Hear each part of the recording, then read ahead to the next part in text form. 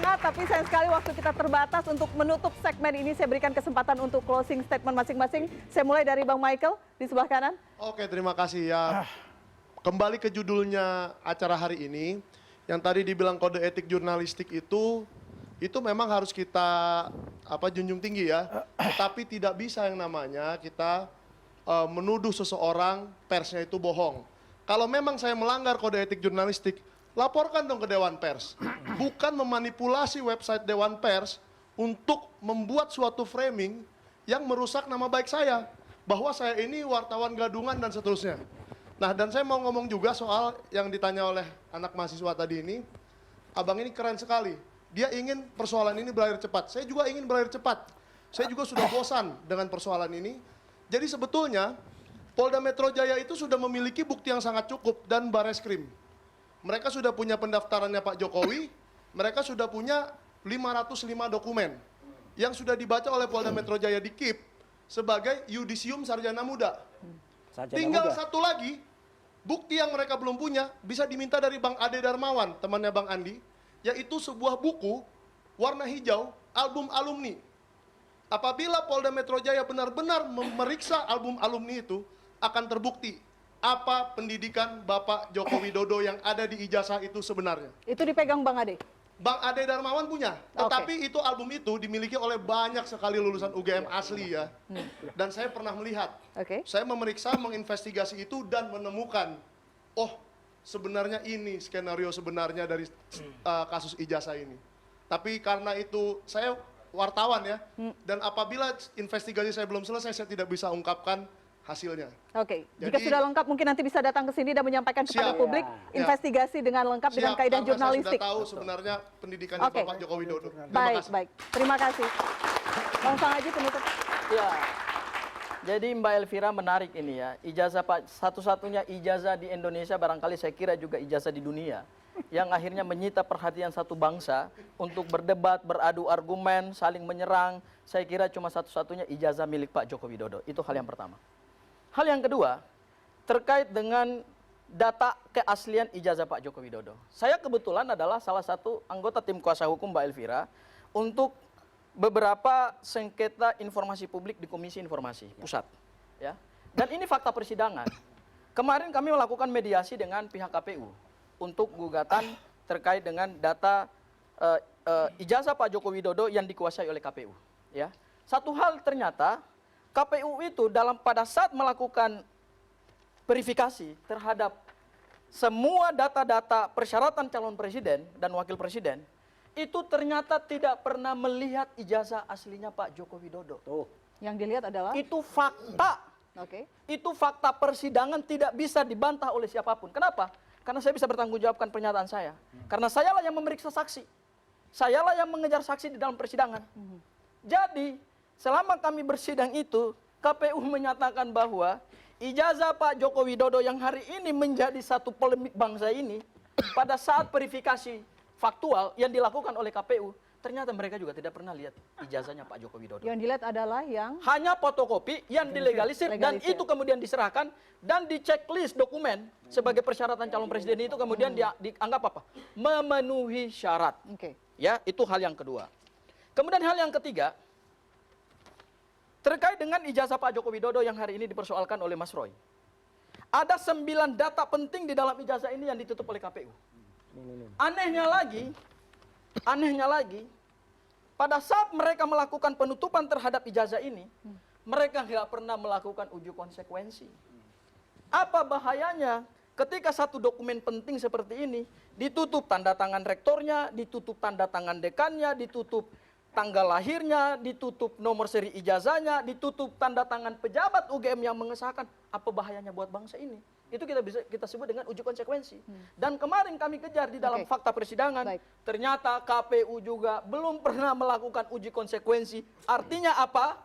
KPU secara sepihak melakukan penutupan informasi penting ini, dan hal yang terakhir adalah KPU belum pernah menyerahkan itu kepada Lembaga Andri Arsip Nasional sebagai bagian dari memori bangsa ini dan masa retensinya sudah lewat. Oke. Makanya kemudian hari ini bukan ditolak. Sengketa informasi publik itu bukan menang dan kalah. Bukan ini bukan gugatan perdata. Ini bukan gugatan tata usaha negara. Jadi harus dipahami nih. Oke, Bang oleh Sangaji, Bung waktu Adi kita Pajok. terbatas. Cukup, Saya harus Jadi beralih. yang Terbatas, dipahami cukup. tip adalah berhak atau tidak kita mendapatkan Oke. informasi Oke, itu. Itu baik, aja terima kasih. persoalannya. Bang Lecumana. Kalau saya, Mbak Elvira, closing statement saya adalah saya kembali sedikit ya kepada laporan polisi yang pernah kami ajukan yang kemudian menetapkan Bang Roy dan kawan-kawan sebagai tersangka. Jadi yang perlu saya sampaikan adalah saya akan terus mengupayakan agar Bang Roy dan kawan-kawan dilakukan penahanan oleh Polda Metro Jaya. Itu saja yang bisa saya Oke, sampaikan. oke, baik. Terima kasih, mohon aplaus. Bang David, sebagai penutup singkat. Ya, jadi gini, adik-adik mahasiswa tadi yang bertanya ini mewakili masyarakat. Sudah jenuh dengan kasus ini yang panjang lebar kan. Makanya kalau bahas soal lapor-melapor ini kan tadi saya katakan ini efek domino dari lamanya kasus ini. Dan apa? Karena Mas Roy ini tidak ditahan. Padahal ancaman hukumannya di atas 5 tahun. Harusnya ditahan karena dengan tidak ditahannya terus menebar seperti ini kan. Terus menyatakan bohong-bohong padahal dia udah tersangka. Artinya walaupun belum diputuskan ya, tetapi itu arahnya bahwa semua alat bukti itu sudah menyatakan bahwa Anda layak ditersangkakan. Tinggal nanti persidangan ketukan palu. Nah, maksud saya begini. Baiknya sebenarnya Anda ditahan dulu supaya tidak terus membangun narasi-narasi kebencian, kebohongan apa segala macam yang membuat keterbelahan publik. Ini kan lapor-melapor ini dampak dari itu. Satu. Kemudian yang tadi sedikit saya respon juga Bro Sangaji ya, tadi soal KIP ini. Kan memang keputusan KIP itu kan hanya 2 ya, dikecualikan atau tidak kan. Dengan ditolaknya itu berarti nggak ada, itu semua terkecualikan ya. Jadi Bukan, maksudnya begini. ijazah Nggak Pak usah Joko dipotong Widodo dulu. itu tidak dikuasai country, makanya ditolak. Supaya apa? Jadi bukan ini bukti bahwa Anda nggak ada di KIP, ketika Anda bukan pihak keputusan prinsipal. menuduh Anda Jokowi bukan pihak ijazah prinsipal. palsu. Anda ngaco, Anda ngaco. Ketika Yang ditolak apa? Yang ketika ditolak Roy Suryo KIP. mengatakan Jokowi Ijazah itu ijazah tidak palsu, dikuasai datanya country. nggak ada, baru mencari data sekarang. Nggak, orang ngaco kayak gini, Mencari data jadi di narasumber KIP, ngaco ini. mencari data lewat fotokopi scan, tapi nggak pernah punya Ini data hukumnya asli. dari mana sih anak ini? Dari mana dikatakan itu penelitian ilmiah? Oke, dipersingkat. Kacau di Ya, kampusnya. itu juga kebohongan penelitian ilmiah. Nggak ada variabel-variabel ilmiah. Salah Aduh, satu kacau variabel banget. ilmiah itu adalah data itu Cetek harus banget nih valid dan pemikirannya. asli, bukan bohong-bohongan Nggak, yaitu cetek fotokopi. pemikirannya. Nah, itu kesalahannya. Jadi jangan membohongi publik dengan itu. Jadi sekarang kita mau katakan bahwa publik sudah tercerahkan dan sudah bosan dengan kasus ini. Makanya pihak kepolisian cepatlah mendorong itu kepada kejaksaan supaya cepat persidangan Oke, ini. baik. Kita sudah capek menunggu supaya masyarakat ini tenang, teduh dengan situasi yang diciptakan oleh Mas Roy. Baik, dan Bang kawan-kawan. David, terima kasih. Mohon Terima aplaus untuk Bang David. Mas Roy, penutup. Oke, penutupnya gini ya. Oke lah kalau masyarakat tuh sudah bosen ya. Ya karena ada yang dari awal nggak jujur. Nih kayak kalau dalam pewayangan tuh ada yang namanya bumi gonjang-ganjing, langit kelap-kelap. Wah, Indonesia tuh kayak bumi gonjang-ganjing, langit kelap-kelap. Karena apa? Karena ada orang yang dari awal tuh nggak jujur. Petro, kamu itu tidak jujur dari awal. Aku kan pernah jadi ratu. Iya, ratu. Well keduel bueh, Prabu kantong bolong, kantong kanan sekian triliun, kantong kiri sekian triliun. Bahkan aku harusnya sebagai yang pernah berkuasa 10 tahun, aku tuh bisa, kalau aku sarjana kehutanan, aku tidak mengizinkan hutan-hutan itu ditebas. Dan sekarang gelondongan itu mengalir dan jadi bencana di Aceh sama di Sumatera Utara. Ya, kalau aku benar-benar sarjana kehutanan, aku ngerti ada akan melarang orang yang pakai sandiwara ngusung-ngusung beras itu ya. Nah, sekarang malah aku mengajak gajah. Gajah yang nggak punya ijazah. Ini gajah nggak punya ijazah ini. Ya, aku numpang gajah dan diajarlah gajah ini dalam surat Al-Fil oleh burung-burung ababil. Wah, ini diajar nih gajah ini udah habis dia dan dia, Mbak Elvira, itu nanti akan menemui karmanya.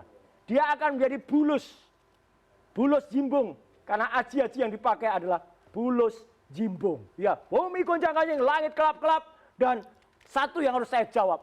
Kalau ada orang bilang, Mbak Elvira, bahwa ada dana besar di balik ini semua, ya, dana besarnya adalah, nah, kami tidak terima uang haram, ya, jadi nggak ada uang itu, ya, uang haram tidak diterima, jadi tidak boleh ada orang yang nuduh-nuduh kami. Buktikan kalau ada uang-uang kayak gitu, insya Allah dia nanti akan menerima karmanya. Baik. Selesai. Oke, terima kasih Mas Roy. Closing statement Bang Andi. Ya, closing statement saya, ya dengan kasus dilaporkan saya hadapi. Ya, tapi kalau bicara pers itu banyak sekali pengertiannya, bisa dicari untuk itu. Tapi apa yang dilakukan saudara Michael, Rismond, dan Janes itu yang memfitnah saya bahwa saya ini adalah keturunan PKI, bahwa saya ini terkena TPPU, kasus Wamenaker Noel di KPK, dan juga saya difitnah tidak pernah sholat Jumat, ya, tidak tahu di mana kiblatnya. Catat masyarakat Indonesia, inilah orangnya, ya. Kalau Anda melihat semua, ya, inilah orangnya. Tapi buat saya, kita hadapi biasa-biasa saja. Yang penting adalah tidak ada pantang menyerah untuk saya, ya, dalam membela kebenaran sampai tetes darah penghabisan. Satu poin yang terakhir, kalau kita lihat tadi, ya, bagaimana ternyata Mas Roy ini tidak mempunyai ijazah pembanding dari Pak Jokowi angkatannya. Yang dikatakan tadi di situ adalah angkatan 79 ataupun angkatan 78. Artinya yang dia selalu ya mengagung-agungkan bahwa dia mempunyai ijazah asli, ijazah Pak Jokowi itu palsu. Itulah kebohongan yang selalu diputarbalikkan di setiap waktu. Dan kalau kita lihat, ini adalah pengalihan isu terhadap Dumatno yang dikatakan di fotonya Pak Jokowi. Terang benderang saya bertemu dengan Pak Dumatno, Budi Utomo, yang alhamdulillah dia adalah sahabat saya dan mengatakan itu adalah fitnah buat saya. Karena anak saya adalah perempuan, bukan yang diceritakan, diskenariokan drama ini untuk mengalihkan isu itu. Terima kasih Vira. Bang Andi, terima kasih. Ditunjukkan oleh Andi Aswan. Waktu kita sudah habis. Itu adalah palsu. Dia Waktu buat kita sudah kebohongan habis, publik. mohon maaf. Ya, Waktu itu kita kebohongan sudah publik habis, itu. waktu kita sudah habis. Mohon Ya. maaf, terima kasih. Saya Ya. tutup. Relawan Jokowi dan kubu Roy Suryo kini saling berhadapan di ranah hukum. Yes. Masing-masing merasa diserang, masing-masing mengaku membela kebenaran. Palsu. Tapi kalau semua melapor, siapa sebenarnya yang benar-benar mencari keadilan?